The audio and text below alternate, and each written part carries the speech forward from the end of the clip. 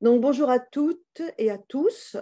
Bienvenue dans ce second webinaire consacré à la ville résiliente face à la pénurie de ses ressources. Je vous remercie pour votre présence ce matin, puisque vous avez été plus de 160 à vous inscrire à ce webinaire. Je me présente, je suis Ingrid Napi, économiste de la ville et de l'immobilier et professeure à l'École des Ponts Paris Tech. Je suis par ailleurs directrice de recherche à l'Institut Louis Bachelier, notamment en charge des questions relatives à la transition écologique urbaine. Alors, je suis ravie de vous retrouver pour ce deuxième webinaire d'une série de 3 que nous avons conçu, Marcus Zepf, professeur à l'École d'urbanisme de Paris, et moi-même, sur le sujet de la ville post-carbone et résiliente face au changement climatique. Je remercie à ce titre nos partenaires institutionnels avec qui nous avons monté cette initiative, à savoir l'AIMF, l'Association internationale des maires francophones, qui regroupe 325 capitales et métropoles francophones dans 54 pays. Et Urbanisme en francophonie, une plateforme, un espace collaboratif et centre de ressources dédié à l'urbanisme et aux villes, et sur laquelle vous retrouverez également la vidéo de ce webinaire. Je remercie également toutes nos équipes à la fois à l'Institut Louis Bachelier et à l'École d'urbanisme de Paris qui nous accompagnent dans cette initiative. Comme évoqué lors de notre dernier webinaire, le premier, nos 3 webinaires sont focalisés sur un sujet préoccupant et d'actualité pour les élus et tous les acteurs de la ville, à savoir celui de la gestion de la pénurie des ressources, alors que nos villes doivent faire face à la fois aux enjeux et aux conséquences du changement climatique et mener des politiques de décarbonation et initier plus globalement la transition écologique urbaine dont je parlais. Après avoir vu ensemble lors du premier webinaire la question du foncier en ville, et avant d'aborder dans notre dernier webinaire la question de l'eau, nous allons aborder aujourd'hui le sujet des matériaux de construction ou comment construire autrement la ville dans un contexte de décarbonation des logements et des espaces bâtis. Le sujet est de surcroît préoccupant car au-delà de la flambée des prix et de l'inflation, nous assistons bien évidemment à la raréfaction des ressources concernées qui sont nécessaires à la construction et à la rénovation des logements. Donc notre deuxième webinaire s'intitule « Comment construire autrement ?» Quelles leçons en tirer pour les élus et les opérationnels qui nous écoutent? Comme vous le savez déjà, nous donnons la parole à des universitaires et à des urbanistes, aménageurs, architectes pour explorer les leviers du changement et de la transition écologique urbaine pour 3 villes de la francophonie et parler ainsi aux élus. Alors, je partage mon écran et voilà, nous voyons donc le programme d'aujourd'hui. J'aurai donc le plaisir d'accueillir François Gruson, professeur et président du Conseil national des enseignants-chercheurs des ENSA et architecte et professeur à l'ENSA Paris-Malaquais. Volette Thiam, architecte, urbaniste et chef de la division planification urbaine et des validations à la présidence de la République du Sénégal, pour nous parler tous deux du cas de Dakar et de Thiès. Pour le cas de Genève, Armelle Choplin, géographe, urbaniste, professeur à l'Université de Genève, mais vous êtes aussi directrice de l'Institut de la gouvernance et de l'environnement et développement territorial et enfin également spécialiste des villes africaines. Marlène Leroux, architecte, chargée d'enseignement à l'Université de Genève.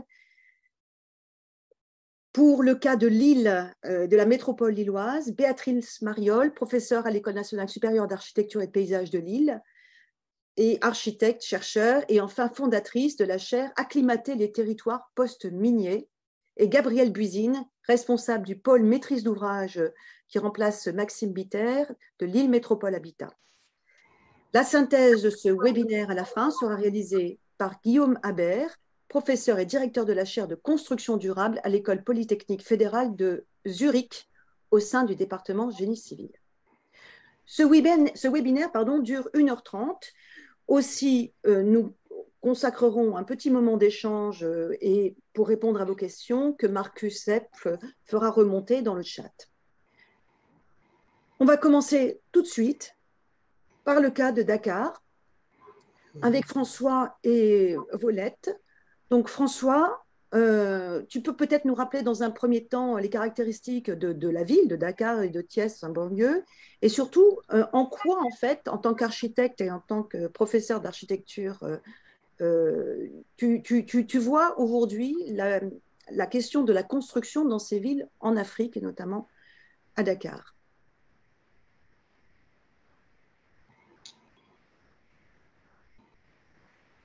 Il n'y a pas de Merci. son. Ouais. Oui, ça y est, voilà. Merci Ingrid et pour cette introduction tout à fait claire. Effectivement, il est important de resituer cette métropole de Dakar dans son contexte géographique dans un premier temps, de rappeler effectivement que nous sommes sur le point le plus à l'ouest du continent africain, mais non seulement du continent africain, mais de cette énorme plaque continentale qui regroupe l'Afrique, l'Europe et l'Asie. Et on peut aller à pied de là jusqu'à Vladivostok, on l'oublie souvent. Dakar est vraiment la porte de l'ancien monde vers le nouveau monde, ou inversement, on pourrait dire que c'est aussi autant une porte de sortie qu'une porte d'entrée, d'une certaine manière, sur le continent africain. Cette situation géographique singulière de ce qu'on appelle le Cap-Vert est très importante dans la compréhension des phénomènes qui sont à l'œuvre dans la métropolisation de cette métropole. Pour donner quelques chiffres, au moment de l'indépendance, il y avait à peu près 800 000 habitants à Dakar. Aujourd'hui, il y en a officiellement à peu près 6 millions. Et si on suit l'avis même du ministre de l'Urbanisme, on serait plutôt à 8 millions en raison de l'habitat informel. Il est très difficile aujourd'hui de dire où s'arrête Dakar, puisque en effet, la presqu'île elle-même aujourd'hui est totalement urbanisée, y compris dans les anciens faubourgs, voire des villes indépendantes qui se trouvent à l'est de la ville. Et depuis maintenant une vingtaine d'années, il y a un développement urbain qui se fait évidemment sur la portion est, puisqu'il n'y a pas de possibilité de croissance ni au nord, ni au sud, ni à l'ouest, comme vous pouvez le constater, et que ce développement urbain ne se fait pas sans difficulté en raison effectivement du caractère étroit de l'isthme qui sépare Dakar du reste du continent et donc aussi du reste du pays, mais aussi qui sépare Dakar en tant que presqu'île et capitale économique et politique de sa périphérie. Et c'est vrai qu'aujourd'hui, il y a une intense concentration de trafic qui a lieu effectivement entre cette presqu'île et sa périphérie, qui est, effectivement oblige les autorités sénégalaises à mettre en place des stratégies qui ne sont pas très différentes de celles que nous avions en France dans les années 60 ou 70, c'est-à-dire de penser la ville à partir essentiellement des infrastructures de transport et en particulier des infrastructures de transport routière, même si, comme vous l'avez peut-être suivi dans les actualités, la création d'un TER en fait, qui relie Dakar à la ville nouvelle de Diamniadio et prochainement à l'aéroport international permet quand même de libérer une partie des flux de transport depuis le centre-ville vers cette périphérie limitée. Si on peut revenir sur l'image précédente, parce qu'elle montre un petit peu l'échelle en fait de cette métropole. Entre Dakar et Thiès, il y a 80 km pour se rendre compte à peu près par rapport à l'écran. L'aéroport international Blaise Diagne, qui a ouvert maintenant il y a 3 ans ou 4 ans, s'est installé sur le département de Thiès. Et donc aujourd'hui, c'est toute cette bande de 80 km qui est en train d'être urbanisée à partir de ces grandes infrastructures de transport. La difficulté, évidemment, que l'on peut voir sur ces images, c'est que cette ville, en fait, qui croît à grande vitesse, croît, en fait, sur des terres qui sont des terres historiquement agricoles, qu'on appelle les niayes, qui sont des sortes de réserves d'eau dans un climat qui reste quand même essentiellement un climat sahélien, et que ces niayes, en fait, constituaient l'essentiel de la production d'aliments, de vivrières, disons, notamment en ce qui concerne la production des légumes et des fruits, non seulement pour la capitale sénégalaise, mais pour les grandes villes du Sénégal et de l'Afrique, du continent ouest africain. Donc cette urbanisation aujourd'hui, elle se fait au détriment en fait de réserves naturelles que sont les forêts, qui sont grignotées petit à petit, les grandes zones humides, qui sont ces zones agricoles, et également, évidemment, les nécessaires respirations qu'on pourrait trouver dans une telle métropole. Pour aller un peu plus sur le sujet qui nous intéresse pour ce webinaire aujourd'hui, qui est la question des matériaux, on voit très bien dans cette croissance en fait rapide de la ville, évidemment des phénomènes de construction qui sont des constructions rapides, un petit peu de deux ordres. On est sur une logique à deux vitesses finalement aujourd'hui dans la construction, avec d'un côté sur la presqu'île de Dakar et sur les grands axes, et en particulier dans la ville nouvelle de Diamniadio, des réalisations qui sont des réalisations plutôt prestigieuses, je dirais, au standard un petit peu qu'on va trouver dans les grandes métropoles mondiales aujourd'hui, c'est-à-dire de la grande hauteur, de la densification forte et évidemment de la construction principalement en béton armé. La pénurie aujourd'hui de ciment, malgré les 4 cimenteries qui alimentent Dakar, est liée autant à ces grands immeubles et notamment les tours que les Chinois commencent à réaliser aussi dans le centre de Dakar, avec une production locale, une production nomade en fait, de parpaings, c'est-à-dire qu'on appelle là-bas des briques de béton, et qui sont le matériau de construction par excellence, puisque les gens se font livrer du ciment, du gravier et du sable, fabriquent leurs parpaings, les font sécher et réalisent leur maison. Et donc on est sur un processus en fait qui est parallèle entre le grignotement finalement des zones humides, l'imperméabilisation des sols d'un côté, et cette espèce de cancer urbain du béton, qui est un matériau finalement qui est facile à mettre en œuvre, mais qui répond très très peu aussi bien aux besoins réels de la population en termes de moyens que, puisque le ciment est cher, hein, même si l'État sénégalais a fixé un prix pour éviter l'inflation, mais surtout qui ne répond pas du tout en réalité aux obligations climatiques aujourd'hui qui sont celles à l'œuvre dans un pays quand même où le climat reste relativement chaud. Peut-être on peut passer à la suivante pour signaler effectivement des initiatives un petit peu différentes qui commencent à avoir lieu. Depuis à peu près maintenant une petite dizaine d'années, il y a un collectif qui a été mis en place de jeunes architectes sénégalais, de sociologues, avec un industriel qui s'appelle Élémentaire et qui commence à développer sur des architectures relativement prestigieuses, comme ici l'hôtel de Jolof à Dakar, des constructions en terre crue, mais qui ne sont pas des constructions à base d'adobe comme on peut les trouver souvent sur le continent africain, mais par l'intermédiaire de quelqu'un que j'aime beaucoup, qui s'appelle Doudou Dème, qui est ingénieur polytechnicien sénégalais, qui a fait sa thèse au Cratère à Grenoble, a ressorti un vieux brevet qui date des années 40 et qui permet de fabriquer des briques de terre crue compressées avec très très peu de ciment et des qualités à la fois mécaniques et surtout thermiques absolument exceptionnelles. Et bizarrement, ce très bel hôtel qu'est le Jolof, avec une architecture par ailleurs très élégante, n'a pas encore tout à fait fait école. Je pense que Volette va nous expliquer pourquoi, parce qu'il y a effectivement une certaine réticence, on va dire, sociale dans l'acceptation des matériaux dits traditionnels qui pose aujourd'hui question. C'est-à-dire que ce n'est pas tant en fait la capacité technique ou économique de produire ces matériaux alternatifs qui pose question, mais plutôt la réception sociologique en fait ou anthropologique qu'ont ces matériaux pour une classe sociale, je dirais une classe moyenne supérieure émergente, qui est quand même d'origine rurale, assez récente, et qui, pour qui, effectivement, ces matériaux sont des matériaux qui renvoient à la pauvreté, au village, à une forme de misère sociale qui pose question.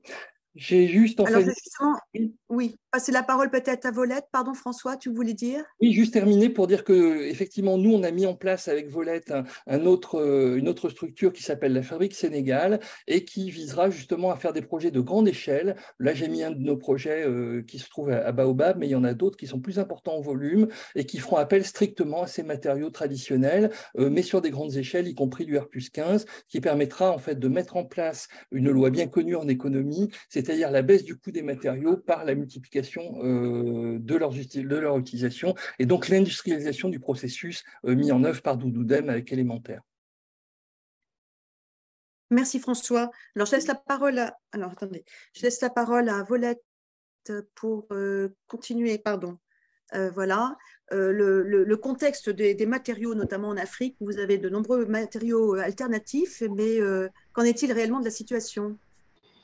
Bonjour, bonjour à tout le monde. Merci de m'avoir donné la parole. Je pense que ce webinaire vient à point nommé parce que c'est un sujet dont nous discutons souvent entre techniciens, entre architectes et ingénieurs depuis près de 10 ans, comme l'a dit François, et à certains même propositions ou attitudes qui sont prises par des professionnels. Mais tout ce qu'on peut dire, c'est qu'en guise d'introduction, il faut noter que la pénurie mondiale des matériaux de construction constitue un défi majeur pour de nombreux pays africains, notamment au Sénégal et dans la sous-région. Donc, une solution prometteuse réside dans l'utilisation de matériaux locaux alternatifs. Cette approche valorise non seulement la durabilité, mais également l'autosuffisance en capitalisant toutes les ressources disponibles localement. Dans nous explorons souvent les différentes ressources locales et alternatives en matière de construction en mettant l'accent au Sénégal. on peut dire que la demande est croissante. La demande est vraiment croissante du moment où les coûts de matériaux deviennent de plus en plus chers. Il y a la pénurie mondiale, il y a les ressources locales alternatives en Afrique, il y a par exemple le bambou, la terre, le tifa, qui est quand même, il y a même un collègue qui est je pense, qui est connecté en ce moment, qui pourra en dire un peu plus lors des questions là. Il y a l'argile dans le plus urbain de Diamniadio parce que nous sommes en train d'exploiter un sol marneux et argileux. Et comme le sol est marneux, nous sommes en train de creuser pour pouvoir vraiment stabiliser le sol. Et toute cette terre-là, nous ne savons pas où les mettre, comment les réutiliser, et beaucoup d'entreprises sont en train de travailler pour pouvoir industrialiser toute cette masse de terre-là en vraiment trouvant des solutions pour pouvoir introduire ces matériaux dans le marché. Malheureusement, comme a dit François, il y a la volonté politique qui ne suit pas. Il y a la volonté politique qui ne suit pas. Il y a des PME et des PMI qui sont en train de se former pour pouvoir travailler en ce sens-là. Mais réellement, il se trouve qu'il y a l'acceptabilité sociale, mais il y a aussi la volonté politique qui ne suit pas. Pour tout dire, l'utilisation de matériaux alternatifs quand même en Afrique présente de nombreux avantages pour nous. Non seulement cela permet de faire face à la pénurie mondiale en matière de construction, mais cela favorise également la durabilité, l'autosuffisance et le développement économique et local. En tirant parti de ces ressources abondantes et en encourageant leur utilisation, l'Afrique peut progresser vers un avenir plus durable, résilient et sur le plan de la construction. Voilà, dans un premier temps. Vous pouvez passer. Alors, comment convaincre les élus? Alors, comment convaincre les élus si vous dites qu'en fait, il y a un blocage politique? Voilà, comment convaincre les élus? Voilà, nous sommes en train de travailler, par exemple, par l'intermédiaire de l'ordre des architectes. Nous faisons beaucoup de communiqués, nous faisons beaucoup de bénévolat aussi. Comme je l'ai dit tantôt, il y a des groupes de techniciens qui mettent leur argent vraiment pour montrer à l'État que c'est possible. Au niveau du pôle urbain de Diamniadio, par exemple, nous avons fait, je pense que je l'ai même mis en guise d'exemple dans le slide, il y a des typologies de construction qui sont proposées en guise d'exemple pour montrer que effectivement, ces matériaux de construction sont durables et sont surtout soutenables, parce que des fois, nous faisons l'amalgame entre la durabilité et la soutenabilité. Parce que sur le plan financier et sur le plan acceptabilité sociale, il faudrait quand même noter que certains matériaux, la façon dont ils sont utilisés sont des fois précaires, ne sont pas industrialisés, et c'est ce qui fait qu'il y a la résistance sociale. Nous parlons de la mondialisation. Beaucoup d'Africains, notamment beaucoup de Sénégalais, voyagent beaucoup, et à travers le monde, nous voyons ce qu'on appelle ce modernisme soutenu que nous voyons à travers l'Europe, à travers, par exemple, Dubaï. Nous, architectes, par exemple, nous avons des difficultés pour convaincre le client à ce qu'ils comprennent que ces matériaux peuvent être utilisés. Mais en tant qu'architecte seul, nous ne pouvons pas, comment je peux dire, soutenir ces types d'initiatives sans pour autant qu'il y ait non seulement en termes d'éducation, en termes de formation, en termes de sensibilisation de la part des élus pour pouvoir enseigner dans les écoles techniques l'utilisation de ces matériaux de construction pour qu'on puisse l'introduire dans le marché. Pour l'instant, nous, ce que nous faisons, c'est vraiment en guise de bénévolat, mettre notre propre argent, créer des infrastructures, montrer à l'État qu'ils peuvent l'utiliser. L'État, des fois, nous accompagne, des fois, nous accompagne pas, mais il reste quand même du travail à faire, mais que les matériaux locaux existent bel et bien au Sénégal. Moi, des fois, le mot locaux, le mot matériaux locaux, je n'aime pas beaucoup locaux parce que c'est un peu péjoratif en Afrique. Moi, je préfère qu'on utilise le mot matériaux alternatifs pour qu'ils puissent comprendre qu'il y a une alternative par rapport au béton. Parce que pour eux, le béton, c'est le beau, c'est le fini, c'est l'industrialisation. Et aussi, il y a beaucoup d'architectes, des techniciens étrangers qui viennent de l'étranger et qui viennent proposer des solutions par rapport à ces matériaux locaux, mais de façon ancienne. Ça veut dire que le peuple ne veut pas quand même retourner dans l'ancien. C'est beau de parler de terre, de tifa, de bois, mais il faudrait quand même passer à une échelle d'industrialisation pour pouvoir les employer de manière industrielle et à grande échelle et développer la main-d'œuvre locale pour qu'ils puissent proposer des finitions de bâtiments qu'on pourrait appeler modernes et que la population puisse l'accepter. Voilà. Merci. François, tu voulais peut-être juste ajouter un mot de comparaison avec la Côte d'Ivoire, je pense? Oui, très rapidement, pour pas trop empiéter sur le temps, c'est vrai qu'on a tendance à regarder l'Afrique comme un pays, mais il ne faut pas oublier que c'est un continent qui est bien plus grand que l'Europe et qu'il y a des différences en fait d'un pays à l'autre. Je rends une longue mission à Abidjan à la demande de la Chambre de commerce, du président de la Chambre de commerce de Côte d'Ivoire, et on peut en fait constater quand même deux choses qui sont très différentes entre Abidjan et Dakar, outre d'ailleurs la situation géographique qui n'a pas grand-chose à voir. La première chose, c'est qu'il y a au niveau du gouvernement ivoirien la mise en place déjà de tout un tas de processus d'aide à la formation sur les chantiers qui nous permettront plus aisément peut-être qu'à Dakar de disposer effectivement de véhicules en fait de transfert technologique sur l'architecture écologique, hein, parce que c'est pas le tout de dire qu'on veut faire de l'architecture écologique, mais si on dit pas aux gens comment on l'a fait, ça marche pas. Et la deuxième chose qui est très importante aussi dans la différence, c'est qu'à l'inverse, j'ai l'impression que les jeunes Sénégalais sont plus avancés dans des réflexions technologiques propres, hein, en fait, et plus avancés aussi avec certains organismes parapublics au Sénégal sur les recherches sur les matériaux eux-mêmes. Donc ce serait bien qu'à un moment donné, en Afrique de l'Ouest, on arrive aussi à conjuguer les compétences qui sont assez complémentaires. Merci François. Alors ça me permet de passer au cas de Genève et de donner la parole à Armelle Choplin. Vous êtes géographe urbaniste, mais vous êtes également une spécialiste de l'Afrique. Peut-être vous voulez faire une petite remarque avant d'aborder le cas de Genève et notamment dans la culture du béton. Oui, bonjour, bonjour à tout le monde et merci pour cette invitation. Alors, je me permets effectivement de faire le lien entre l'Afrique de l'Ouest et Genève, puisque j'ai eu la chance d'être et de vivre plusieurs années. J'étais affectée à Cotonou et quand j'étais là-bas, j'ai suivi les sacs de ciment et le béton en Afrique de l'Ouest. Alors, du coup, ce qui a été dit avant par mes collègues, finalement, font tout à fait écho à ce que j'ai pu écrire dans un livre que je montre ici, puis je vais mettre dans le lien du coup dans le chat qui s'appelle La matière grise de l'urbain, la vie du ciment en Afrique et qui porte exactement, qui explique en fait pourquoi, revient sur l'histoire en fait du béton en Afrique, revient sur les enjeux politiques, les enjeux économiques et évidemment les enjeux environnementaux, puisqu'on l'a dit, avec 8% des gaz à effet de serre aujourd'hui, c'est un enjeu majeur, et donc tous les enjeux environnementaux. Et d'ailleurs, dans le livre, j'essaye de dresser un panorama de toutes ces personnes qui font avancer les choses, comme l'a cité M. Gruson, Doudou Dem, justement, où le pôle de Diamniadio aussi est très intéressant, très important. Et ça me permet de… Oui ?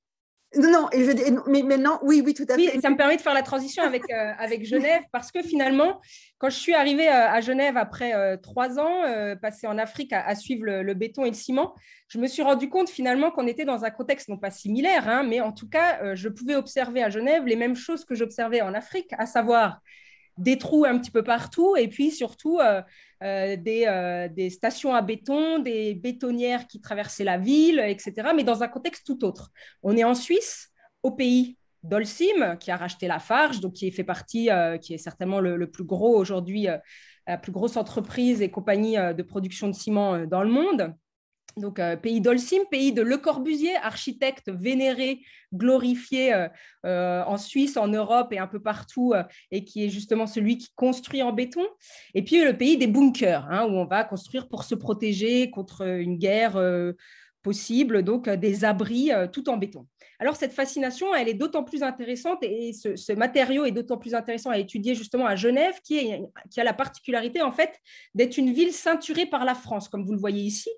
Donc, on a une ville, en fait, où tout autour, on a la France, ce qui pose des questions. En fait, l'un des principaux enjeux de Genève, c'est d'abord une croissance démographique très forte, lié, peut-être vous le savez, au fait qu'il y a de l'emploi à Genève et puis surtout, on est très bien payé en Suisse, contrairement aux pays voisins que vont être, en tout cas en Suisse, par rapport à l'Allemagne, à l'Italie et à la France.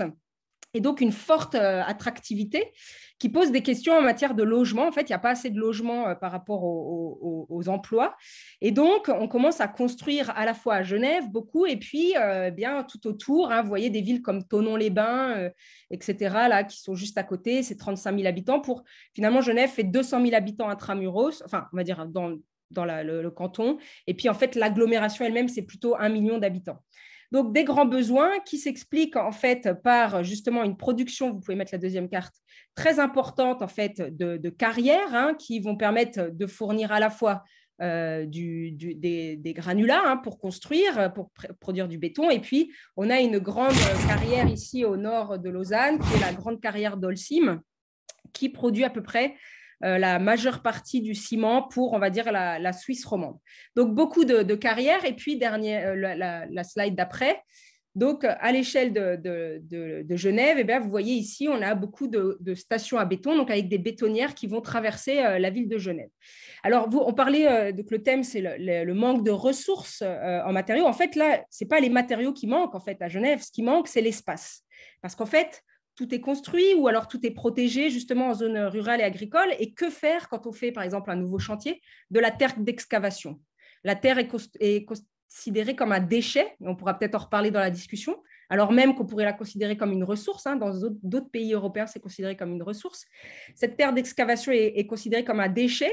Et comme il n'y a pas d'endroit pour la stocker à Genève, en fait, elle va aller et être envoyée de l'autre côté de la frontière, côté France. Donc, vous avez, par exemple, des compagnies qui ont des carrières qui vont extraire le granulat et qui vont être payés 2 fois parce qu'ils se font payer pour le granulat qu'ils extraient et ils vont être payés pour reboucher la carrière avec ces terres d'excavation. Donc, 2 fois.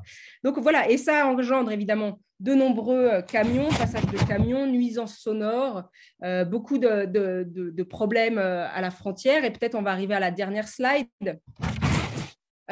Et aujourd'hui, voilà, et ça fait écho à ce que disaient mes collègues juste avant, c'est-à-dire qu'il y a, et je pense que ça c'est international maintenant, le consensus autour du béton qui était vu comme le matériau à la fois des très riches, des nobles, de Le Corbusier, des architectes qui pouvaient produire des bâtiments incroyables, et aussi le matériau des pauvres. En Afrique, tout à l'heure, M. Grison dit c'est cher, oui, mais enfin c'est énormément démocratisé ces dernières années grâce à des ouvertures en Afrique de l'Ouest. Donc le prix du ciment a considérablement baissé depuis 10 ans, ce qui en fait quand même un matériau accessible et beaucoup plus souvent moins cher que les autres matériaux locaux. Et par conséquent, aujourd'hui, il y a quand même toute cette idée qu'il faut d'abord construire moins. On a des moratoires qui se mettent en place pour dire voilà, stop building aujourd'hui. Et puis, on pourra en reparler, mais à Genève, voilà, il y a la loi climat qui vient d'être passée en Suisse la semaine dernière pour essayer de mettre en œuvre des mesures à long terme et surtout pour essayer de valoriser d'autres matériaux, d'autres façons de construire, dont va parler voilà, ma collègue tout de suite, Marlène Leroux, qui est l'une de ces architectes qui construit justement autrement qu'en béton à Genève. Merci Armelle. On reviendra certainement après la présentation, les dernières présentations sur ce sujet justement, et notamment des questions qu'on peut poser aux élus qui nous écoutent. Alors, j'essaie de passer la slide suivante. Et donc, la partie d'Armelle. Vous avez sauté une... faut remonter. Vous êtes à la 3e slide là. Encore une fois? Parfait, merci. Bonjour. Donc moi, je m'appelle Marlène Leroux. Je suis un petit peu à la frontière entre l'enseignement, la recherche et la pratique. Parce que depuis une quinzaine d'années, je dirige une agence qui est basée à Genève, qui s'appelle Atelier Archiplein, et on construit principalement des logements sociaux en pierre massive structurelle en Suisse et en France voisine. Ça, c'est vraiment l'ADN de l'agence. Aujourd'hui, j'aurais pu vous parler de tout un tas de comparaisons entre le béton et la pierre d'un point de vue énergie embarquée, d'un point de vue carbone. J'aurais pu être très savante dans mon vocabulaire. Puis après, on réalise que finalement, tous ces sujets qui nous passionnent actuellement et qui semblent excessivement urgents ont été largement vus, par exemple, là, depuis les années 50, à l'époque où on avait bien conscience de la pénibilité de l'extraction de matériaux pour faire de l'énergie, comme par exemple ici la comparaison avec le charbon. dans les années 50, on se posait déjà la question de la quantité de charbon nécessaire pour produire du béton en comparaison avec la quantité de charbon là, pour produire un bloc de pierre massif. Après, j'aurais pu aussi vous parler un tout petit peu de cette différence entre la production de la pierre et la production du ciment, en rappelant que finalement, la pierre est un mode de construction où on ne cuit rien, il n'y a pas de haut fourneau, il n'y a pas de chimie rajoutée, il n'y a pas d'acier rajouté.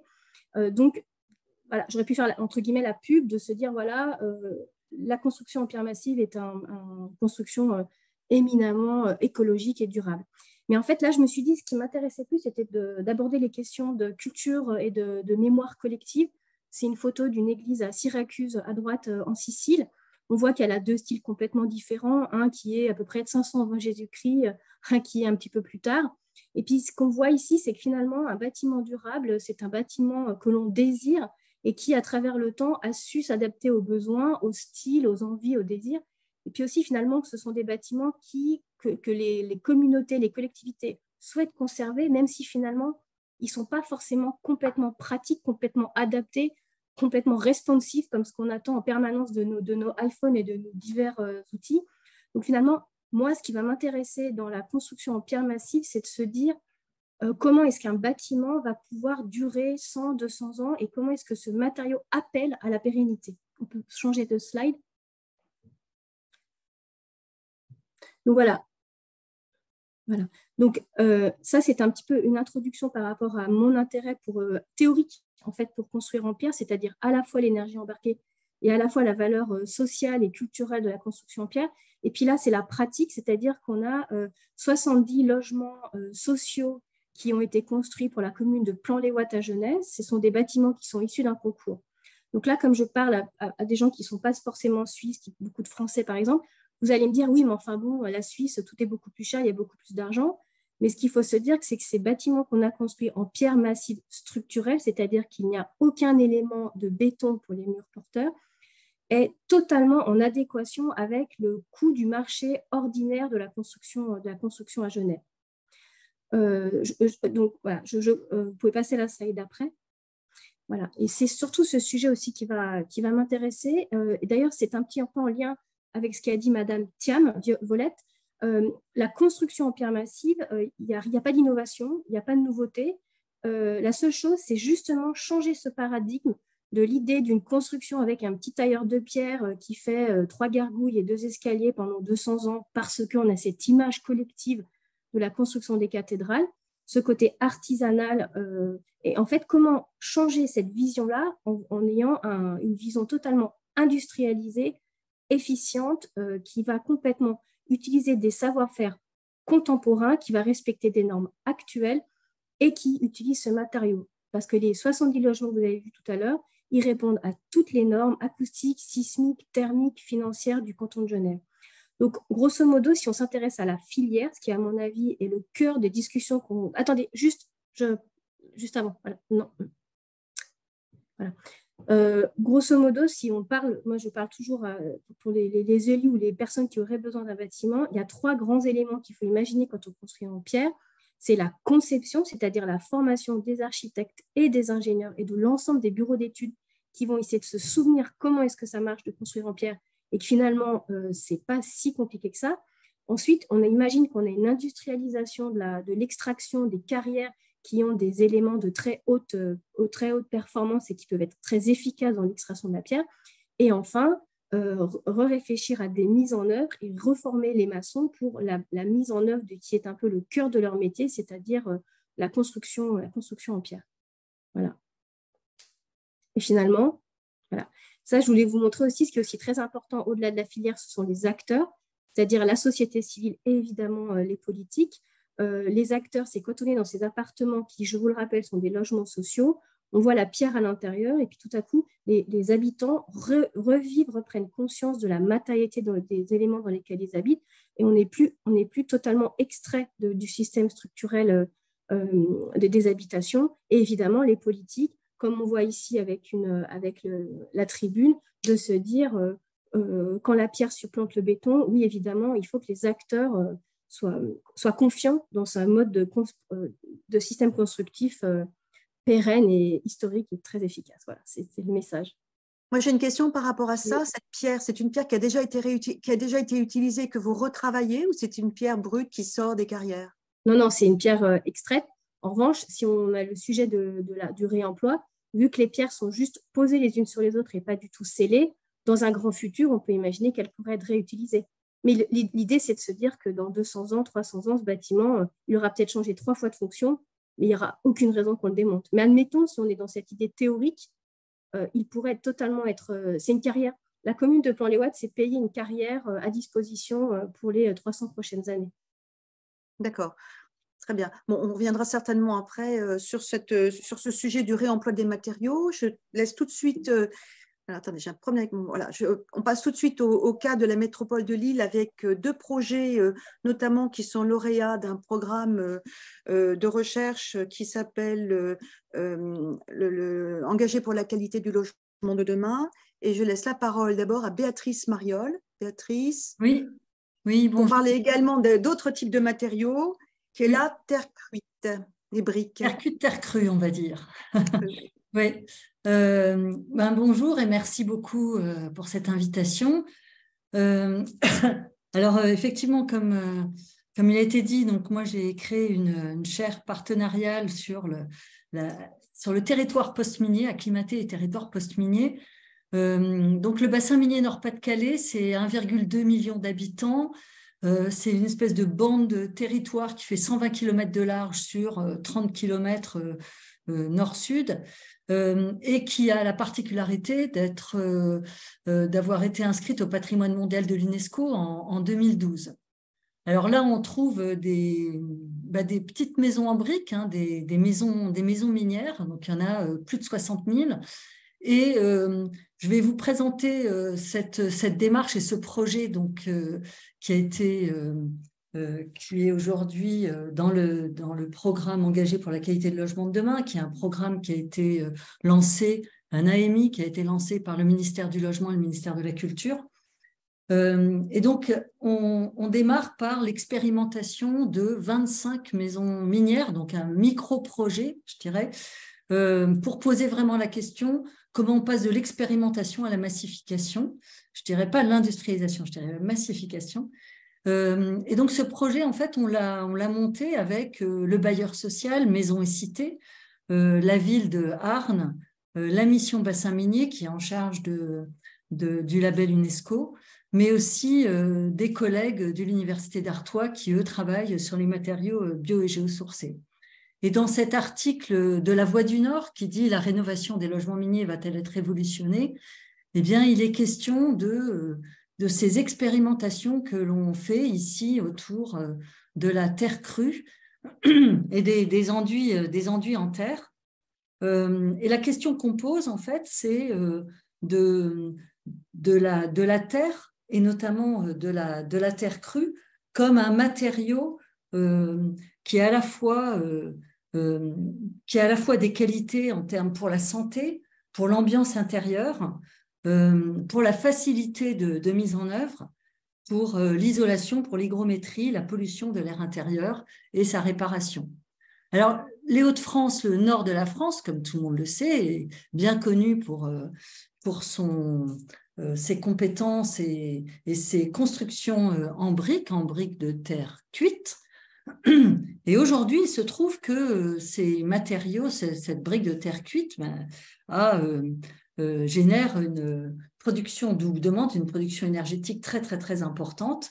Et donc, il y a plusieurs briqueteries, comme la briqueterie de Wulf, une parmi d'autres, se tournent aujourd'hui ou valorisent en tout cas son savoir-faire autour de la brique ou de la terre crue, qu'elle soit en brique, en enduit ou en autre type de matériaux. Et c'est tout à fait intéressant parce que si on se réfère par exemple aux 4 scénarios de l'ADEME qui ont été écrits en 2021 et qui vraiment posent la question de la neutralité carbone en France en 2050, eh bien on se rend compte que la production de matériaux est un élément complètement fondamental. Et si aujourd'hui la production de matériaux résidentiels et tertiaires consomme 50% de l'énergie nationale et un quart des émissions de gaz à effet de serre. La solution de la réhabilitation et du recyclage ou du réemploi des matériaux existants est quelque chose qui est fondamental. Donc, merci beaucoup pour ce webinaire. Alors, si on passe à la diapo suivante, eh bien, on se rend compte aussi, alors là, ce sont des terres que l'on a ramassées nous-mêmes, en fait, avec des étudiants et avec des habitants de la commune, de la cité minière sur laquelle on travaille. Il y a une variété très, très, très importante de couleurs, on le sait bien, mais aussi de savoir-faire qui sont attachés, de décoration. Et donc, c'est peut-être aussi l'occasion de remettre au goût du jour toute cette qualité de mise en œuvre et cette facilité avec laquelle on peut mettre soi-même en œuvre cette terre, que ce soit de manière massive ou de manière évidemment dans la rénovation, dans le second œuvre. Alors comme je disais au début, le bassin minier, c'est 124 cités minières, 20 000 logements inscrites dans le périmètre de l'UNESCO, mais au-delà de ça, 60 000 maisons minières et énormément d'éléments de patrimoine. Et si on prend le nord de la France, les Hauts-de-France de manière plus générale, mais également le nord de l'Europe, on se rend compte que cet enjeu de la brique est aujourd'hui un élément très important. C'est un matériau que l'on peut réemployer. C'est un matériau aussi, un peu comme des bâtiments en pierre, qui sont en mesure de vivre très, très, très longtemps et pour lesquels les outils de rénovation sont aujourd'hui assez peu adaptés, car on se rend compte que les matériaux issus du pétrole, pour aller vite, que ce soit les isolants ou les matériaux de finition intérieure, sont très peu adaptés à ce matériau qui doit respirer. Et donc, aujourd'hui, il y a toute une démarche très importante sur la rénovation et l'utilisation de la terre, notamment de la terre crue, pour ce faire. Qui alimente aussi, si je me souviens de notre discussion, une économie circulaire et surtout aussi une économie agricole propre aux Hauts-de-France. Oui, tout à fait. Oui. Effectivement, ce que j'ai oublié de dire, c'est que ce matériau s'associe avec, parce qu'une des particularités des Hauts-de-France, c'est aussi une région très, très, très agricole, associer les déchets, les matériaux issus de l'agriculture, de déchets de l'agriculture et les matériaux de la terre, donc bio et géosourcés, permet de trouver des matériaux tout à fait innovants. Et c'est aujourd'hui ce que montrent en fait ces briqueteries qui sont, elles, inscrites dans des filières circulaires locales. C'est qu'elles peuvent tout à fait se réinventer en étant très pionnières en fait et très innovantes en fait sur ces matériaux en terre crue. Merci. Alors on va passer à un autre programme également lauréat de l'AMI engagé pour la qualité du logement demain. Il s'agit d'une opération de reconversion, non pas d'une friche comme on a pu le voir dans le précédent webinaire, mais d'un foncier, d'un immeuble de bureau, un immeuble de logement. Gabriel Buisine, vous êtes maître d'ouvrage et c'est vous qui avez, avec l'équipe, construit, rénové ce bâtiment. Est-ce que vous pouvez nous parler de ces matériaux que vous avez utilisés et également insister sur le problème également des réglementations liées à ces matériaux? Oui, bonjour à tous. Merci beaucoup de nous donner la parole dans ce webinaire très intéressant qui met un petit peu en perspective cette problématique de l'usage des matériaux pour nous, opérateurs, qui y sommes confrontés assez quotidiennement. Donc, effectivement, le 216 rue Nationale, on est sur un projet de transformation. Et donc, dans la transformation, il y a d'abord l'idée de la réutilisation de l'existant. Et quand on réfléchit à la question des matériaux, la première réflexion à avoir, finalement, c'est d'en utiliser le moins possible et donc de réutiliser le déjà là. Et c'est dans cette démarche-là que Lille Métropole Habitat, bailleur de la métropole européenne de Lille et accompagné par la ville de Lille, a acquis ce bâtiment de bureau qui date de 1979 et qui ne trouvait plus d'usage en l'état.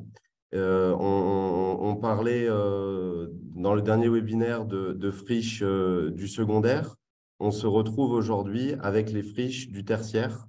Et c'est un nouveau sujet qui s'ouvre à nous, puisque ces bâtiments-là ne trouvent plus d'usagers à cause des déperditions énergétiques. Et c'est une formidable opportunité pour la question du logement de pouvoir réutiliser ces bâtiments-là en centre-ville, et en particulier dans les centres-villes qui ont vu le logement un petit peu s'éloigner au fur et à mesure des années. Donc ça, c'est le premier sujet, et on peut pousser la réflexion du réemploi avec l'usage des matériaux biosourcés. Dans cette démarche d'excellence, on a cette stratégie, voilà, de développer un maximum les matériaux biosourcés, et on a poussé un peu l'exercice à son paroxysme sur ce projet du 216 rue Nationale, puisque d'une part, on fait une réhabilitation en passif, donc permettant de limiter les consommations d'énergie, et d'autre part, on utilise donc ces matériaux biosourcés en réalisant une isolation de la façade par l'extérieur avec une ossature bois et un remplissage par de la paille hachée. Et là, on revient à ce que disait Béatrice sur l'utilisation des matériaux locaux, puisque les Hauts-de-France, on a une économie agricole, comme il était dit, très importante. Et donc, l'usage de la paille comme un matériau isolant nous permet en fait d'utiliser des matériaux locaux et de ne pas forcément rentrer dans cette industrie mondialisée qui est les matériaux courants. On utilise aussi un enduit chaud pour les revêtements de façade. Enduit chaud qui est une technique ancestrale qui s'était un petit peu perdue au profit de la réalisation d'enduit minéral, mais qui est beaucoup plus intéressante parce qu'il permet justement la respirabilité du bâtiment et il permet de conserver les propriétés hygrométriques des matériaux biosourcés comme la paille. Si on recouvre la paille d'un enduit minéral, on perd 50% de l'intérêt de la paille pour la qualité de l'air de l'intérieur des logements. Cette utilisation de matériaux biosourcés, elle est pas sans frein, évidemment. C'est un peu le sujet de ce webinaire. On peut passer à… Ouais, merci, je vous remercie. Le premier frein d'utilisation des matériaux biosourcés dans un contexte de réhabilitation en centre urbain, c'est la question de la propriété foncière. La réalisation de cette isolation par l'extérieur en utilisant des matériaux biosourcés, elle est beaucoup plus importante que si on utilisait des matériaux issus de l'industrie pétrochimique, par exemple, qui permet d'avoir des épaisseurs beaucoup plus fines. Et donc, on se retrouve à avoir ces problématiques de surplomb du domaine public, puisque l'on n'est pas propriétaire du foncier sur lequel on appose notre isolant. Et donc là, on en vient à cette nécessité d'avoir un portage politique assez fort pour pouvoir suivre les opérateurs dans ces projets, que les collectivités puissent être des vrais partenaires des opérateurs, puisqu'on ne peut résoudre ces problématiques foncières que dans un cadre partenarial et de négociation avec les collectivités. Ce problème se pose aussi pour les relations avec le voisinage, parce que si l'isolation, on l'a fait sur la façade avant, on l'a fait également sur les façades sur les côtés. Et donc, on entraîne un surplomb des fonds voisins dont on n'est pas propriétaire. Et depuis un peu moins d'un an, la France a légiféré sur le sujet grâce à la loi climat et un décret d'août 2022 et qui cadre en fait le surplomb de ces fonds voisins et qui permet donc aux opérateurs de pouvoir le réaliser, chose qui n'était pas possible avant. Donc là, on a parlé tout à l'heure de l'intérêt du soutien politique local, mais il y a aussi une vraie question sur le soutien politique national, de sorte à légiférer pour permettre ce type d'opération et de permettre derrière l'utilisation de ces matériaux. On a ensuite la problématique de la réglementation, la problématique de la norme et derrière de l'assurance finalement du bâtiment et de sa construction. On a un secteur du bâtiment qui repose sur des normes qui ont été construites au fur et à mesure des années par le secteur industriel et qui laissent assez peu de place aux matériaux biosourcés et aux matériaux locaux, puisqu'on est dans une logique d'industrialisation au niveau national, voire international, de la production de matériaux. Pour faire une opération innovante sur ce point-là, c'est nécessaire d'avoir les accords techniques pour le réaliser. En France, on parle d'avis techniques, on parle de procédés de techniques courantes ou on parle d'ATEX. Je ne sais pas dans d'autres pays comment cette réglementation est construite, mais si on n'a pas cet avis technique sur un procédé, on ne peut pas réaliser l'opération et on ne peut pas faire porter à une opération le coût de l'ingénierie de développement d'un procédé constructif qui, derrière, est développé par l'industrie. Et donc là, il y a une vraie nécessité à laisser plus de place à l'ingénierie du projet, qui est en mesure d'identifier ce qui est réalisable et ce qui n'est pas réalisable, sans forcément passer par un procédé long, coûteux de normalisation du procédé à une grande échelle. Sur ce projet du 216 rue Nationale, on n'a pas ce cas-là parce qu'on utilise des techniques courantes de construction. En revanche, sur d'autres projets qu'on peut développer, comme par exemple un projet de construction en bloc de béton de chanvre, on se retrouve confronté fortement à cette problématique-là, alors qu'on est en capacité de produire les preuves que ça ne pose pas de problème technique. Voilà. Et le dernier point, et c'est sans doute forcément le plus important, on en parle depuis dans chaque intervention de ce webinaire, c'est le surcoût d'investissement de l'usage de ces matériaux qui forcément freinent les porteurs de projets. Pour toutes les raisons qu'on vient d'évoquer au préalable, l'usage de ces matériaux est beaucoup plus coûteux que les techniques courantes. Pas forcément parce que le matériau en lui-même est plus cher, mais parce que le procédé n'est pas industrialisé.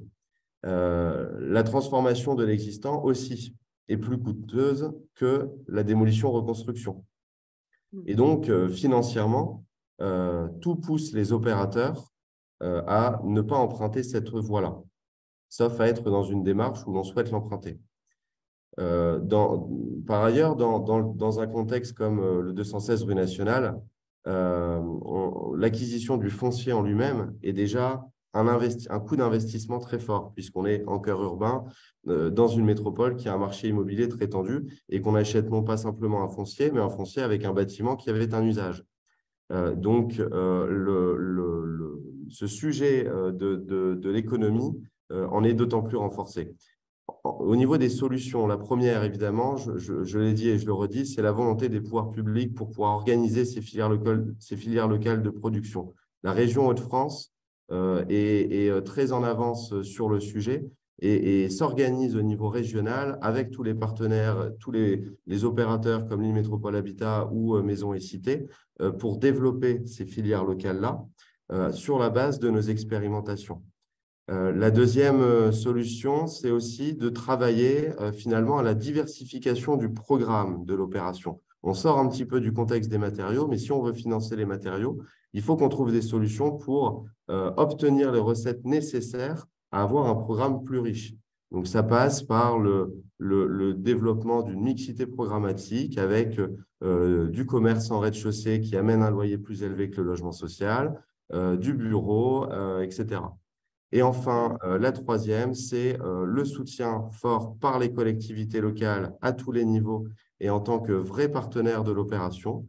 Ça peut être dans le cadre de l'acquisition du foncier. Le 213 rue Nationale, c'est une acquisition par voie de préemption, mais aussi dans la facilitation du montage technique du projet. Et là, on revient à ce sujet du surplomb du domaine public. Merci beaucoup. On est dans les temps, donc on va passer aux questions. Il y en a quand même une directe que j'ai envie de poser avant de laisser la parole à Marcus qui rassemble les questions. C'est là notamment la question des réglementations. On voit bien que les solutions existent. Les freins sont bien sûr celui du coût, mais également celui de la réglementation. Qu'est-ce qu'il en est en Suisse, notamment, peut-être Marlène ou Armelle? Alors, Oui, en Suisse, on a aussi, évidemment, comme partout, des problèmes de réglementation, mais la différence fondamentale avec la France, c'est qu'en France, on est dans un système de normes et que la norme donne déjà la solution. Alors qu'en Suisse, on a des objectifs à atteindre et finalement, la manière dont l'objectif est atteint est beaucoup moins cadrée à partir du moment où on prouve qu'on est en train d'atteindre l'objectif. Donc, je ne dis pas que c'est pas plus simple, mais en tout cas, le trajet est beaucoup plus intéressant intellectuellement puisqu'en fait, on n'est pas face à des gens qui vont a priori dire non. C'est a priori, pourquoi pas, mais prouve-le-moi. Grosso modo, c'est vraiment la grosse différence à observer. D'accord. Alors, Marcus, je te laisse poser des questions. Merci. Il y a une série de questions qui sont posées dans le chat. Donc, la première, elle s'adresse, je pense, à Marlène Leroux. Quelle relation bloc de pierre massif et impression 3D dans le façonnage ou quels outils utilisez-vous pour une bonne forme et un bon état de surface? Question de Ousmane. Ensuite, la question de Navel. Comment parvenez-vous à utiliser la paille comme matériau d'isolation, étant donné qu'elle est comestible? Quelles mesures prenez-vous pour garantir sa durabilité, éviter les nuisibles et prévenir les problèmes d'humidité, d'incendie, d'insectes et de rongeurs? Et on peut rajouter une troisième qui est… Je pense que peut-être il voulait dire combustible. Combustible, peut-être, oui. En tout cas, il faut répondre aux deux. D'accord, très bien. Et peut-être une dernière qui s'adresse à la fois à François et à Volette sur ce que évoquait Armel sur la démocratisation ancienne du béton. Donc, qu'est-ce qu'il faudrait faire pour démocratiser cette fois-ci l'usage des matériaux qui sont respectueux des ressources et qui incitent en fait les nouvelles pratiques de construction. Donc, question de la sensibilisation, mais aussi de l'expérimentation, comme l'a dit Béatrice Mariol, et peut-être aussi l'exploitation des projets démonstrateurs qui pourraient intéresser les élus. Alors, je vous laisse une bonne dizaine de minutes avant de passer la parole après à Guillaume Habert pour l'ouverture finale. Commence. Moi, je commence peut-être parce que c'était la première question. Ça va être très rapide. Je me demande pourquoi on me parle de la machine 3D. Est-ce que c'est par rapport à la troisième image de mon PowerPoint où il y avait une machine? En fait, ce n'était pas du tout une imprimante 3D, c'est une CNT, c'est-à-dire c'est juste un système qui va un peu, découper la pierre et puis lui donner exactement la forme qu'on veut. Donc, on est à des années-lumière d'utiliser de la 3D puisqu'on prend un bloc de pierre qu'on va façonner totalement en carrière et une fois qu'il arrive sur le chantier, il est prêt à poser. C'est une sorte de préfabrication. Et après, comment est-ce qu'on obtient une forme parfaitement, une phase finale complètement lisse? Eh bien, en fait, elle n'est pas lisse, on ne l'obtient pas. Les blocs ne sont pas parfaitement droits. Vous voyez, derrière moi, il y a comme des décalages comme ça.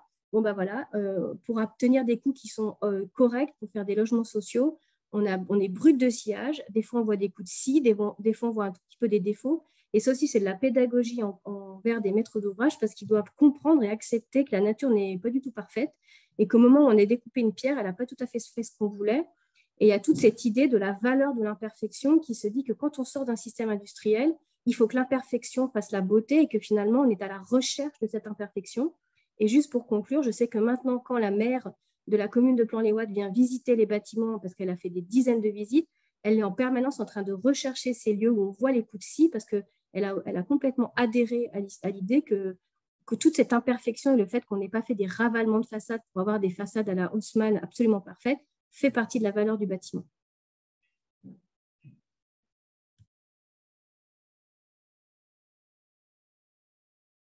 Alors, je vais peut-être poursuivre avec deux observations. D'abord, faire la suite de ce qui vient d'être dit.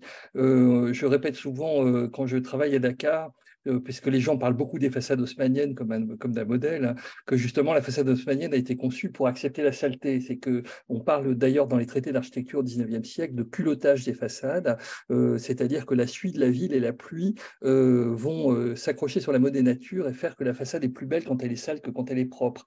Et ça, c'est très intéressant d'intégrer cette question effectivement de la salissure, non pas comme quelque chose qui détruit en fait l'architecture, mais au contraire qui va mettre en valeur la qualité de l'architecture, sa texture, sa mode des natures.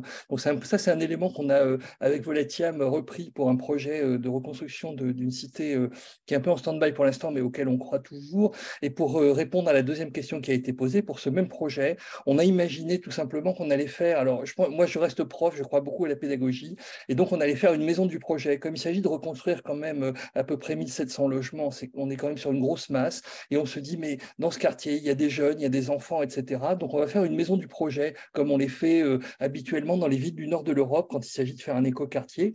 Et dans cette maison du projet, on va présenter les matériaux qui seront utilisés, et on va présenter effectivement à la fois les qualités techniques, évidemment, propres à ces matériaux, mais aussi leur qualité esthétique et surtout leur enracinement culturel. Parce que je crois effectivement que la meilleure façon de lutter contre l'image, le miroir aux alouettes qu'est l'architecture aujourd'hui de Dubaï, c'est certainement justement de montrer que la modernité d'aujourd'hui n'est plus celle du siècle dernier, et que la modernité d'aujourd'hui ne peut que s'inscrire effectivement dans une continuité culturelle. Bon, moi, je crois beaucoup à cette vertu-là, et on formera des formateurs pour qu'effectivement on puisse aller dans les écoles, ou faire venir les écoles à la maison de projet pour montrer effectivement ce que c'est qu'une construction écologique.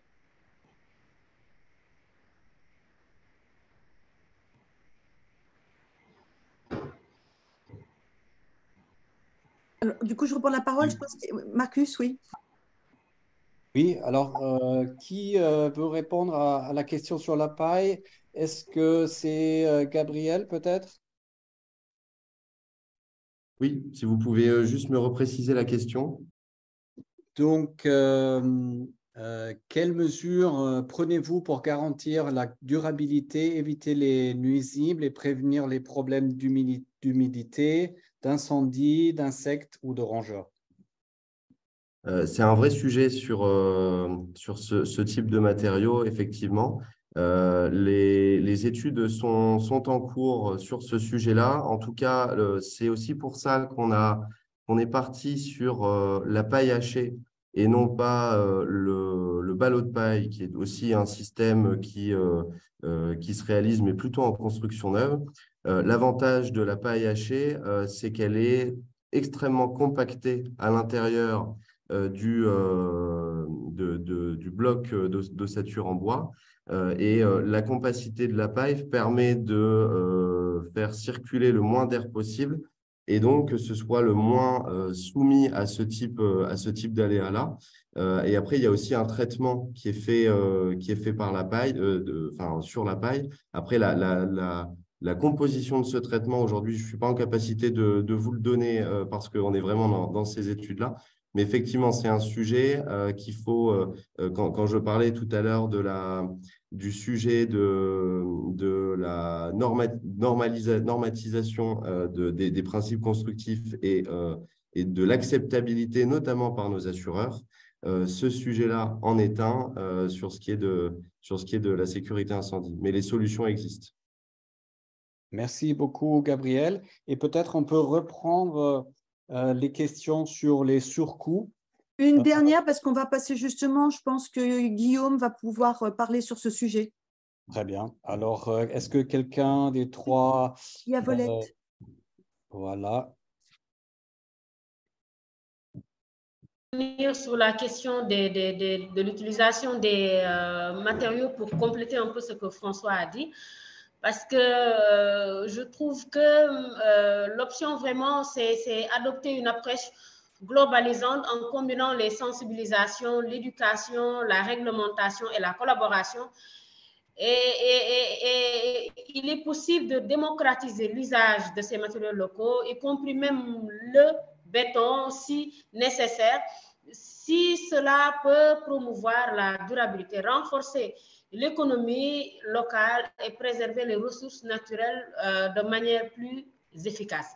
Parce que, comme la question que Ousmane a poser sur, je pense que c'est une question vraiment technique sur comment faire pour industrialiser ou utiliser les matériaux locaux de façon adéquate, de façon industrielle à grande échelle. C'est vraiment promouvoir la collaboration entre les États pour faire cet échange vraiment d'expérience sur les matériaux qui sont utilisés. Merci beaucoup. Merci beaucoup. Ingrid, on continue? Alors, on continue. Alors, on va poser la question maintenant à Guillaume et surtout lui proposer de finir cette présentation. Alors, pardon, ici, voilà. Guillaume, concernant les principaux éléments qui ont été évoqués, comment résumer ce qui vient d'être dit et comment porter un message aux élus? Oui, alors d'abord, je trouve très intéressant de voir qu'il y a beaucoup d'analogies entre les différentes villes et les différents contextes, même si en fait les endroits se ressemblent, enfin, d'un point de vue social, géographique, en termes de matériaux, les situations peuvent paraître assez différentes et en fait, en même temps, on est dans la même logique, c'est-à-dire que d'un coup, on a une logique je dirais, de business as usual ou de matériaux conventionnels qui, en gros, détruisent l'environnement, détruisent le tissu social et puis créent des bâtiments qui sont pas d'un confort incroyable et en tout cas qui sont pas du tout résilients au changement climatique. Alors qu'en fait, il y a des alternatives qui existent. Les alternatives sont un peu, quelque part, limite similaires partout, c'est-à-dire c'est bio et géosourcé en général. Si on prend Dakar, par exemple, on construit avec du béton et on construit avec des gratte-ciels. Ça veut dire qu'en gros, on émet beaucoup de CO2, on déconnecte les habitants du tissu social et puis on crée des bâtiments qui ne sont pas du tout résilients, qui sont dès qu'il va faire chaud, vont être d'un confort absolument lamentable. Et alors que d'un autre côté, on pourrait construire, alors à Dakar, c'est quoi? On peut construire avec de la terre, donc des matériaux donc blocs de terre comprimés, et on peut construire avec des TIFA, qui est une plante invasive qui envahit toutes les rivières. Donc, ça veut dire que si on construit avec de la terre et du TIFA, on restaure les environnements, les marais, et on restaure les écosystèmes locaux en enlevant cette plante invasive. On met de la terre qui améliore le confort interne des habitants et on évite le CO2. Donc, d'un coup, on est dans une logique qui est complètement opposée. Et on est presque dans la même logique à Genève où, en fait, qu'est-ce qu'on fait? On construit donc, on est dans le pays du béton. Donc, on a une consommation de béton qui est absolument gargantuesque, ce qui veut dire qu'on fait des trous partout, on n'arrive pas à avoir assez de ressources et puis on émet aussi du CO2. Et au lieu de faire ça, c'est ce que Armel disait, on peut construire là encore avec des matériaux d'excavation. Donc, en gros, on peut construire avec de la terre. Plutôt que de broyer les carrières en faisant des graviers, on peut extraire les blocs avec un peu de conscience et produire de la pierre. Et donc, là encore, on peut construire avec des matériaux qui vont globalement diminuer le CO2, apporter du confort et puis voilà, arrêter de détruire l'environnement. Et puis surtout, ce que Marlène a amené sur ces matériaux de pierre, c'est qu'on arrive à avoir des bâtiments qui d'un coup, c'est plus une opposition entre des bâtiments qui détruisent la planète et des bâtiments qui sont bien pour la planète ou qui sont bien pour le confort, c'est aussi une notion de pérennité du bâtiment. C'est-à-dire de dire je construis maintenant, je ne sais pas qu'est-ce qui va se passer dans 50 ans, mais j'ai envie que les gens puissent continuer à utiliser mon bâtiment ou ma matière de d'autres façons. Et quelque part, d'avoir l'humilité de ne pas construire pour l'éternité ce que le béton crée, mais de faire quelque chose qui est pérenne et qui en même temps hautement circulaire, hautement adaptable et qui d'un coup permet d'être un peu plus humble sur ce qui va se passer dans le futur, quoi, en fait. Et l'humilité du futur, c'est aussi ce qu'on retrouve à Lille en se disant, voilà, quelque part, j'ai un tissu urbain qui est là et qui est pas adapté à nos besoins actuels. J'ai plus de mines, j'ai des bâtiments tertiaires au milieu de la ville et j'ai plus autant besoin de bureaux. Mais en fait, je peux continuer à utiliser ces matériaux, continuer à utiliser ces bâtiments et redonner de la vie à ces endroits-là. Et pareil, on retombe un peu sur les mêmes matériaux. C'est des matériaux, je construis avec de la terre dans les corons, et je construis avec de la paille pour rénover les bureaux. Donc, en gros, je suis toujours sur des bio-géosourcés. Donc, voilà, du coup, après, les alternatives sont là, les matériaux sont là, les enjeux sont assez simples finalement. Et pour ça, comment est-ce qu'on fait? Et je pense que ce qui est revenu pas mal, c'est de se dire, il y a des acteurs, on va dire, il y a des ressources, il y a des acteurs. Ce qui est important, c'est de réussir à les promouvoir. Et de là, je vois deux choses. Il y a un côté, d'un point de vue plus technique, c'est revenu quand même dans les trois villes, c'est il faut réussir à industrialiser. Il faut sortir du matériau purement vernaculaire. Il faut massifier les choses, alors industrialiser, massifier, des choses comme ça, mais globalement, il faut arriver sur des solutions plus technologiques où, quelque part, on va diminuer le coût de la production. Est-ce que c'est les briques de terre comprimées à la chaîne avec des matériaux plus industrialisés? Est-ce que c'est la pierre qu'on coupe plus gros? Est-ce que c'est les bottes de paille qu'on ne fait pas en bottes de paille, mais qu'on fait avec des façades préfabriquées? Globalement, voilà, tout ça, c'est des techniques de massification de ces matériaux et du coup, d'arrêter d'avoir une vision un peu naïve et vernaculaire de ces matériaux biogéosourcés. C'est pas de l'enduit avec c'est pas que en tout cas des l'enduit avec les mains pour faire avec de la paille et du torchis, quoi. C'est autre chose et il faut les rendre sérieux et ça c'est quelque chose qui est revenu dans les trois aspects. L'autre aspect qui est revenu, c'est que voilà, une fois qu'il y a les acteurs et que effectivement il faut sortir il faut industrialiser ces choses-là jusqu'à un certain point évidemment. Il faut deux choses, c'est le savoir et puis il faut le soutien des élus. Alors et là les élus, qu'est-ce qu'ils peuvent faire d'un point de vue du savoir? C'est essentiellement les universitaires qui doivent promouvoir le savoir, mais c'est ce que je crois que c'était François Gruson qui disait ça, que il peut y avoir, en Côte d'Ivoire, c'est-à-dire qu'il peut y avoir quand même le rôle des élus, c'est-à-dire on peut donner du soutien à la formation. Le soutien à la formation, ça peut être du soutien à la formation pour des matériaux qui détruisent la planète ou orienter le soutien à la formation pour des constructions écologiques. Et là, il y a quand même quelque chose à dire, c'est de dire, bah non, on peut former les gens et on peut former les gens spécialement pour sauver la planète et pas spécialement pour la détruire. Donc là, il y a quand même un choix des élus à faire. Et donc pour le savoir. Et l'autre chose, c'est le soutien de la demande. C'est-à-dire que quel est le rôle de la puissance publique? C'est de permettre de faire émerger ces filières. Pour permettre de faire émerger ces filières, il y a un énorme levier que les élus ont, c'est que c'est eux qui décident de construire certains bâtiments publics. Si dans certains bâtiments publics, il y a un soutien pour dire on va construire ce bâtiment avec des matériaux locaux ou avec des savoir-faire locaux, ou voilà, à ce moment-là, quelque part, ces matériaux peuvent réussir à émerger. On peut créer une demande, en gros. Et créer la demande, et puis aussi, on peut permettre, c'était ce que Volette disait, si la puissance publique se met à promouvoir ces bâtiments, que ce soit sur des écoles, on n'en a pas beaucoup parlé, mais il y a beaucoup de villes en France qui développent des écoles avec des constructions en paille, par exemple, qui sont des bâtiments publics. Si ce bâtiment il est construit par des acteurs, à ce moment-là, les autres acteurs plutôt privés ou les particuliers, ils vont avoir une autre appréciation de ce matériau-là. On va sortir du matériau du pauvre, du matériau pas sûr, du matériau pas cher. C'est la puissance publique qui le fait, qui potentiellement aussi peut assumer quelques surcoûts par rapport à un particulier et sortir, en fait, voilà, montrer les qualités de ce matériau, je pense. Et voilà. Et puis le dernier point, c'était ce que Gabriel sortait en termes de puissance publique ou de pouvoir des acteurs publics. Le gros problème, c'est que c'est d'un point de vue du foncier. C'est-à-dire que si on a des matériaux qui sont, on va dire, légèrement moins efficaces en termes de performance absolue, d'isolation mécanique ou de choses comme ça, quand on va construire avec ça, le résultat, ça va être des bâtiments un peu plus massifs. Pas dramatiquement, mais globalement, ils vont être un peu plus épais que des matériaux haute performance, mais à haut impact carbone.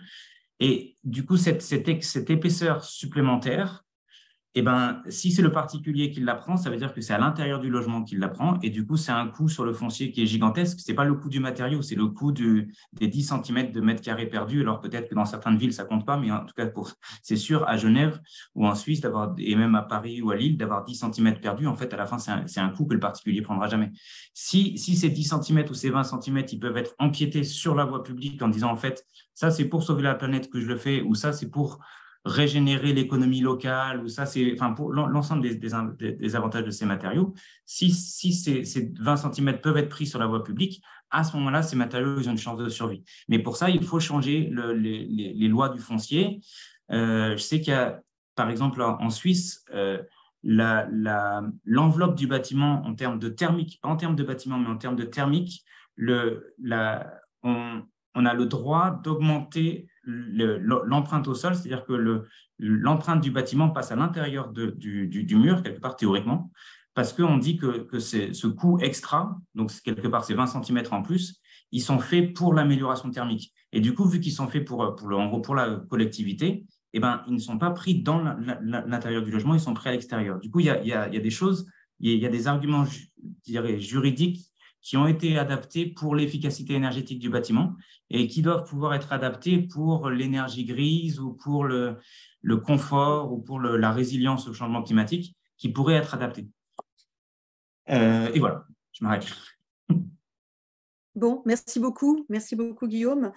Je vous remercie tous également pour votre participation à ce webinaire. Armelle, vous avez levé la main? Oui, c'est une question pour Guillaume, parce qu'il y a un acteur dont on a très peu parlé, qui sont les industries, et je sais que tu les connais bien. Qu'est-ce qu'on peut attendre en fait en tant qu'élu aussi comme dialogue avec l'industrie? On dit que l'innovation va venir par l'industrie, et voilà, et surtout quand on est élu dans une ville où il y a des cimenteries qui ouvrent, voilà, qu'est-ce qu'on peut attendre aussi de ce volet-là? Alors, je pense que globalement, il y a deux choses. Il y a les nouvelles industries innovantes qu'il faut pouvoir soutenir. Ça, c'est une chose. La deuxième, c'est les industries existantes qu'il faut pouvoir aider à faire une transition. C'est-à-dire, c'est pas… il va falloir qu'on soit tous ensemble quelque part. Et ce dont un industriel a besoin, je pense, c'est des perspectives à long terme. Ce qui est très dangereux, c'est si je lui dis demain, il faut que vous changiez ça. En fait, que vous réduisiez par 20% votre consommation d'énergie. Un industriel ne va pas pouvoir. Et donc, on va directement être à une négociation à dire à la fin peut-être plus 5% ou moins 5%. Si par contre, on lui dit dans 5 ans, ça va être moins 20%, dans 10 ans, ça va être moins 50%, dans 20 ans, ça va être moins 70%, il a une direction. Et à ce moment-là, l'industriel, il peut faire les investissements nécessaires ou pas, ou demander comment est-ce qu'il peut les faire, mais en tout cas, il peut calculer l'investissement qu'il va lui falloir. Mais pour ça, l'industrie, il faut des perspectives à relativement long terme, et surtout les grosses industries lourdes. Et pour ça, je pense qu'il faut, voilà, c'est l'intérêt en gros des trajectoires zéro carbone, mais il faut une trajectoire. Il faut pas juste… il faut des trajectoires avec des contraintes qui vont évoluer. C'est ce que la France a commencé à faire avec sa réglementation environnementale RE 2020. Il y a des seuils et il y a potentiellement quand même des évolutions de seuils qui sont annoncées, qui sont encore relativement élevés. Peut-être que ça serait mieux si c'était un peu plus ambitieux, mais quelque part, il y a quand même en disant, voilà, en 2030, ça sera ça, en 2040, ça sera ça. Et ça, je pense que c'est ce qu'il faut, qui typiquement, pour le moment, n'est pas en Suisse. C'est-à-dire qu'en Suisse, pour le moment, on dit, bah, c'est ça, et puis on va réévaluer le seuil, et puis il sera ça. Il n'y aura pas de trajectoire temporelle, quoi. Et je pense, enfin, pour moi, je le vois comme ça. Après, évidemment, c'est sûr que il va y avoir des investissements, et après, la question, c'est qui c'est qui paye les investissements pour la décarbonisation des industries. Mais ça, c'est un autre sujet encore. Mais ça, c'est une autre question. Bon, en tout cas, merci à tous pour votre participation. Je rappelle aux auditeurs que le 3e webinaire qui sera consacré à la ressource, la ressource de l'eau en ville aura lieu le 11 juillet et sera animé par Marcus à la même heure. Et vous pourrez déjà retrouver les liens d'inscription pour ce webinaire. Et enfin, celui-ci qui s'achève dans quelques instants, eh bien, vous aurez, j'espère, le plaisir de le retrouver sur la plateforme Urbanisme en francophonie, IMF et Institut Louis Bachelier, ainsi qu'un teaser très prochainement sur les réseaux sociaux. Merci à tous. Merci. Très bonne journée.